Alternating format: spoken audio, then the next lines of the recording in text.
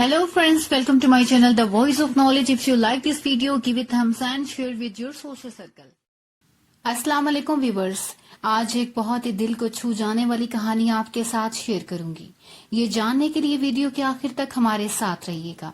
इससे पहले अगर आपने मेरा चैनल सब्सक्राइब नहीं किया तो मेरे चैनल को सब्सक्राइब कर दें और बेल नोटिफिकेशन ऑन कर दें ताकि आपको चैनल अपडेट मिलती रहे।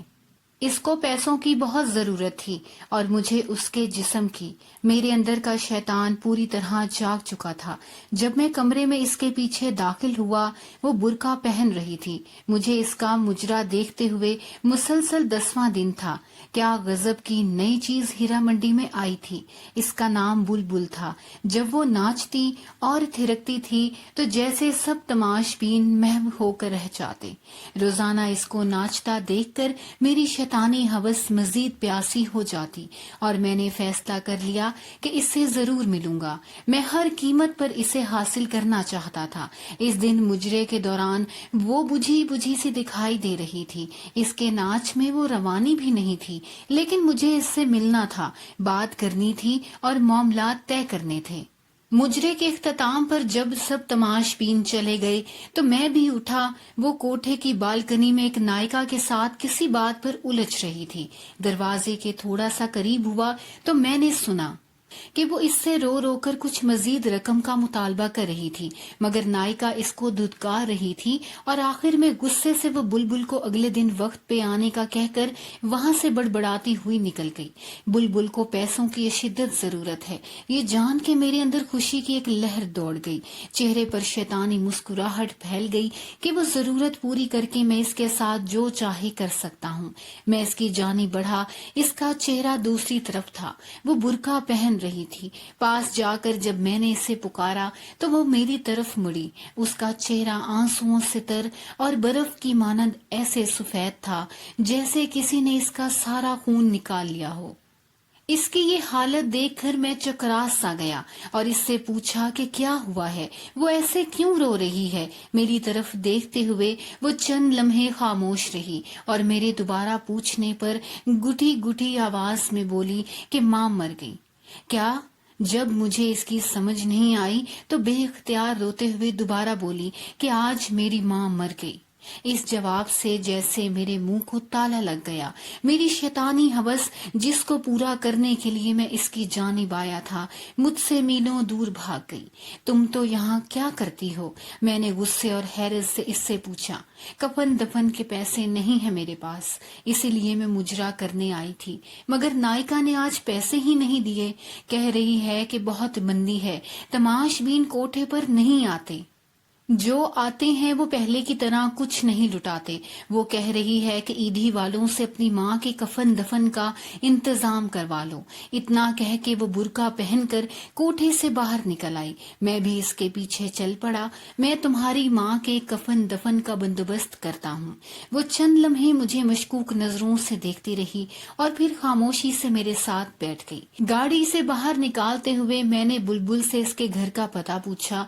वो इलाका मेरे लिए नया नहीं था, कई बार मैं वहां से गुजरा हुआ था।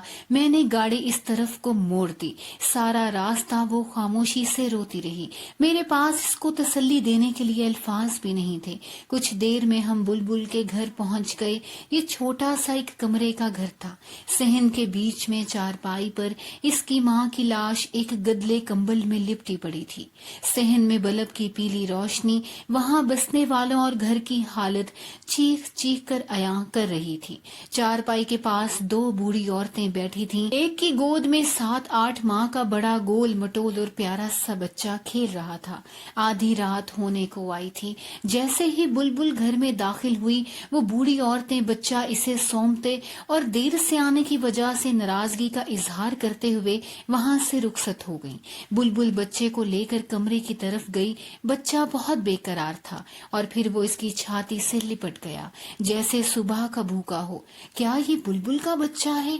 क्या ये एक नया इंकिशाफ था कि बुलबुल शादीशुदा भी है? चंद लम्हों के बाद वो कमरे से बाहर आई। मुझे यूं खड़ा देखकर फिर कमरे में गई और एक पुरानी कुर्सी उठा लाई। सेठ जी माजरत, मेरे घर में आपको बिठाने के लिए कोई चीज नहीं है। वो कुर्सी रखते हुए शर्मिंदगी से बोली। میں سر ہلاتے ہوئے اس کرسی پر بیٹھ گیا. کچھ سمجھ نہیں آ رہا تھا کہ کہاں سے شروع کروں. تمہارا اصل نام کیا ہے بلبل؟ آخر میں نے اس سے پوچھا. وہ چپ رہی، شاید بتانا نہیں چاہ رہی تھی. افشاں. میرے دوبارہ پوچھنے پر اس نے آہستہ سے کہا. مجھے بہت افسوس ہے تمہاری ماں کی وفات کا. وہ بہت خاموش رہی. تمہارا باپ بھائی کوئی ہے؟ اس نے خاموشی سے نہیں میں سر ہلایا. یہ بچہ تمہارا ہے؟ اس نے پھر خاموشی سے ہاں میں سر ہلایا. تمہارا شوہر کہاں ہے؟ تمہارا شوہر آخر کدھر ہے؟ چند لمحوں کے بعد وہ بولی. چھوڑ گیا. تم ہیرا منڈی کیسے گئی؟ تم مجھے ناچنے گانے والی تو نہیں لگتی. اب وہ نظر اٹھا کر مجھے دیکھتی ہوئی بولی. سیٹھ جی قسمت وہاں لے گئی. گھر میں کوئی مرد نہیں تھا. ایک بیمار ماں اور بچے کی ذمہ داری تھی. کہیں اور کام نہیں ملا تو نہ چاہتے ہوئے بھی مجبوراً یہ راستہ اختیار کرنا پڑا. کچھ عرصے تک نائکا نے ناچ گانا سکھایا اور پھر دھندے پر بٹھا دیا. وہ مجھے مجرا کرنے کے روزانہ 200 روپے دیتی ہے اور ساتھ میں تماش بینوں کا بچا کچا کھانا جو میں گھر لا کے اپنی ماں کو کھلاتی ہوں اور خود بھی کھاتی ہوں. برقعے میں آتی جاتی ہوں جس سے محلے میں کسی کو پتہ نہیں چلتا اور ایک بھرم قائم ہے. سیٹھ جی ایسی کتنی بے سہارا گمنام لڑکیاں معاشی حالات کے ہاتھوں مجبور ہو کر ان کوٹھوں پر ناچنے پر مجبور ہیں. آپ لوگوں کو کیا پتا وہ کتنی مجبور ہو کر یہ قدم اٹھاتی ہیں. کوئی لڑکی اپنی خوشی سے یوں سب کے سامنے اپنا جسم اپنی عزت نیلام نہیں کرتی.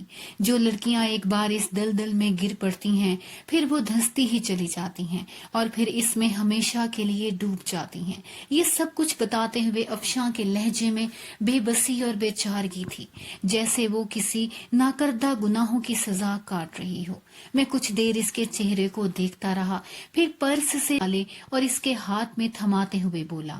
کل اپنی ماں کی تدفین کروا لینا اور بچے کے لیے کچھ خوراک اور گھر کے لیے راشن پانی لے لینا.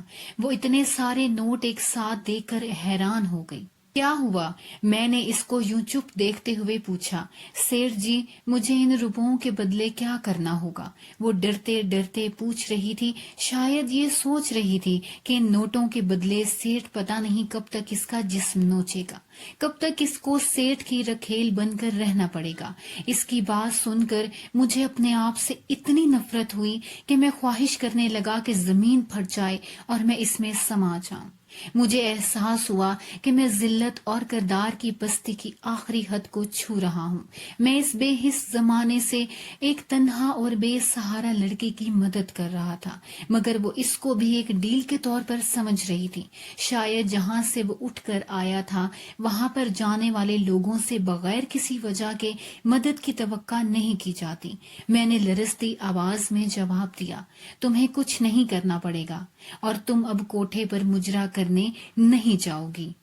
اپنے گھر میں رہو گی. ہر مہینے میں تمہیں منی آرڈر مل جایا کرے گا. تم نے کرنا بس یہ ہے کہ یہ بچہ تمہاری گود میں ہے، اس کی تربیت ایسے کرو کہ ایک دن بڑا ہو کر تمہارا سہارا بن سکے. یہ جو رقم میں بھجواؤں گا یہ تم پر قرض ہے، اور جب تمہارا بیٹا جوان ہو جائے گا، ایک قابل انسان بن جائے گا تو تم مجھے واپس کر دینا. افشاں حیران پریشان کھڑی مجھے دیکھ رہی تھی. اس انسان کو جس کے سامنے ابھی وہ ناچ کر آئی تھی اور وہ اسے ایسی باتیں کر رہا تھا. پھر وہ بے آواز رو پڑی. وہاں رکا نہیں گیا. میں نے افشاں کے گھر کا پتہ لیا اور اس کو اپنا کیا ہوا وعدہ یاد دلا کر وہاں سے رخصت ہو گیا. سارے راستے میں یہی سوچتا رہا، مجھے تم سے کچھ نہیں چاہیے، مجھے تم سے کچھ نہیں چاہیے افشاں. جو تم نے مجھے دیا ہے میں اس کا احسان ساری زندگی نہیں اتار پاؤں گا. تم نے مجھ میں دفن اس انسانیت کو جگا دیا جو میں دولت اور شیطانی ہوس کے نیچے دبا کر مار چکا تھا. تم نے مجھے پھر سے انسان بنایا ہے افشاں. اس واقعے کے بعد میں ان تمام برے کاموں سے توبہ کر کے اس کی بارگاہ میں گناہوں کا بوجھ لیے حاضر ہوا. ہر روز اس کے سامنے اپنے گناہوں کا اعتراف کرتا، اس سے معافی کی درخواست کرتا. میں باقاعدگی سے ہر ماہ افشاں کو منی آرڈر بھجواتا رہا. کئی دفعہ دل کیا میں اس مسیحا کو مل کر آؤں جس کی وجہ سے مجھے ان تمام گناہوں اور بدکاریوں سے نجات ملی، مگر ہر دفعہ ایک شرمندگی آڑے آتی رہی کہ کبھی میں اپنی شیطانی ہوس کے لیے اس کا پیاسا تھا. اور پھر وقت گزرتا چلا گیا، دن مہینوں میں بدلنے لگے اور مہینے سالوں میں تبدیل ہوتے گئے، مگر میں افشاں کو بھولا نہیں تھا۔ وہ بھی میری طرح بوڑھی ہو گئی ہوگی، اس کا بیٹا بھی جوان ہو گیا ہوگا، پتہ نہیں کس قابل بنا ہوگا، اپنی ماں کا سہارا بنا بھی ہوگا کہ نہیں۔ میرے بچے جوان ہو گئے تھے، زندگی اتار چڑھاؤ کے ساتھ مسلسل چل رہی تھی۔ ایک ساتھ چھٹی کے دن جب میں اپنے گھر میں موجود تھا تو ملازم نے آ کر مجھے بتایا کہ ایک عورت اور اس کے ساتھ ایک جوان لڑکا آپ سے ملنے آئے ہیں۔ کون ہے؟ معلوم نہیں صاحب، پہلی بار ان کو دیکھا ہے، ملازم نے مؤدبانہ لہجے میں جواب دیا۔ اچھا، انہیں ڈرائنگ روم میں بٹھا آؤ، میں آ رہا ہوں۔ کون ہو سکتا ہے؟ یہی سوچتے ہوئے میں ڈرائنگ روم کی طرف بڑھا۔ ایک عورت پرنور چہرے کے ساتھ سفید بڑی چادر میں خود کو چھپائے ہوئے ساتھ میں ایک پرانی سی ڈائری لیے کھڑی تھی، اور اس کے ساتھ اچھے کپڑوں میں ملبوس ایک لڑکا، بڑا ہینڈسم نوجوان کھڑا تھا۔ اس لڑکے کو میں جانتا تھا، وہ ہمارے علاقے کا نیا ڈی ایس پی احمد تھا۔ سلام سیٹھ جی، میں افشاں ہوں، یہ میرا بیٹا احمد۔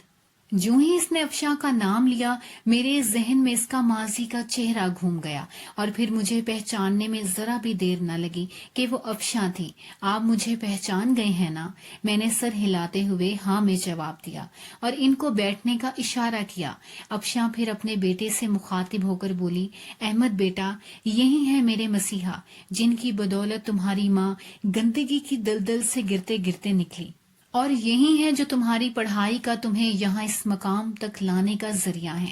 میں ان کو جانتا ہوں امی جان، ان کا شمار علاقے کے معزز ترین افراد میں ہوتا ہے، مگر میں یہ نہیں جانتا تھا کہ مجھے اس مقام پر لانے میں ان کا کردار سب سے اہم ہے۔